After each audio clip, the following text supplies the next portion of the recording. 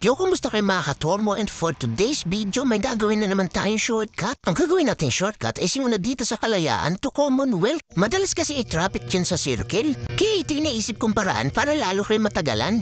What? Ibig ko sabihin para lalo kayo mapabilis. Kaya eto at pabilisin na natin ang video. Dito nga pala mga katormo ay kakanan kayo sa Palingap Street. Pagkanan nyo dito mga katormo ay dumire-diretso lang kayo. At pagdating nyo dito sa may bandang unahan ay may makikita kayo unang kanto sa kaliwa. Ito nga pala ay Matahimik Street.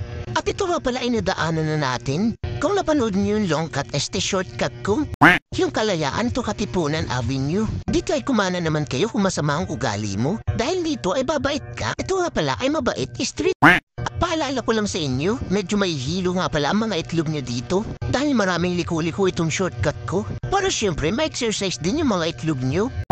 Pagdating nyo nga pala dito sa bandang unahan may gate, kumaliwa lang kayo dito sa Mapagkawang Gawa Street. At paalala ko lang, ginawa ko nga lang pala tong video na to para doon sa mga hindi pa nakakaalam. At kung alam mo na, abay share mo naman para ma-experience din nila yung long cut.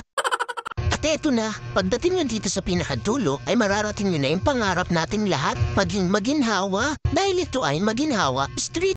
Huwag kayong mag-alala sa mga itlog nyo. Kasi kita mo naman yung kalsada dito, ang kinis-kinis, at dire-diretso nga lang pala itong Maginhawa Street. At dito sa may bandang unahan, kayo ay kakaliwa. Ito nga palang ating kakaliwaan ay Masinsinan Street. Ito nga palang ating pinasukan ay one way, pero wala lang circle lang. Dito ko nga pala kayo pinandaan kasi kapag kumaliwa kayo doon sa kanina nating nilabasan at kung sa Pilcoa kayo dadaan, abay traffic din doon. Ayoko kasi yung kayo ay nahihirapan.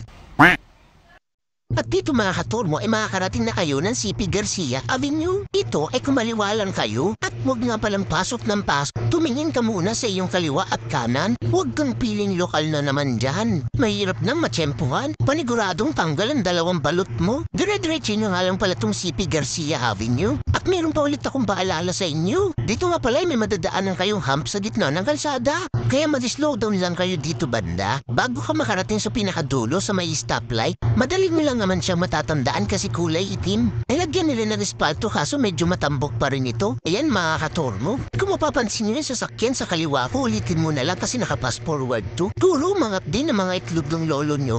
Pagdating nyo dito sa pinakadulo mga katormo, kayo ay kumaliwa lang. At kapag pinire-diretso nyo nga pala to ay makakarating na kayo ng Commonwealth. Ano sa tingin nyo itong ating shortcut? Shortcut ba talaga o long cut? Comment mo naman. Let's go!